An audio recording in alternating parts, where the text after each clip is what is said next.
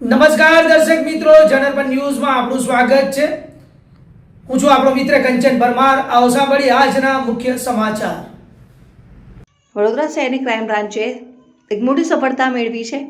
તાજેતરમાં જ વારસિયા વિસ્તારમાં આવેલા ઇન્દ્રેશ્વર મહાદેવ મંદિરમાં થયેલી ઘરફોડ ચોરીનો ભેદ પોલીસે ગણતરીના દિવસોમાં ઉકેલી નાખ્યો છે। પોલીસે ખેડા જિલ્લાના અને હાલ વડોદરામાં રખડતું જીવન જીવતા એક રીઢા તસ્કરની ધરપકડ કરી છે।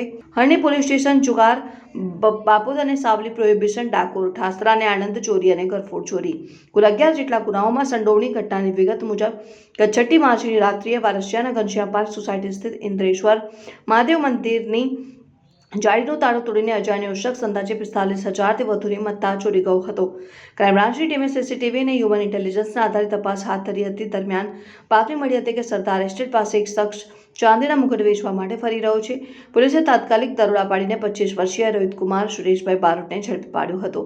તેની તલાશી લેતા તેની પાસેથી ચાંદીના 4 મુગટ, પાયલ, રોકડ રકમ અને ચોરી કરવા માટે વપરાતી કોષ અને હથોડી મળી આવ્યા હતા। પૂછપરછમાં આરોપીએ કબૂલાત કરી હતી કે તેણે વારસિયાના મંદિર ઉપરાંત એક દિવસ પહેલા જ ઉમરેઠના મહાકાલેશ્વર મંદિરમાં પણ હાથ ફેરો કર્યો હતો।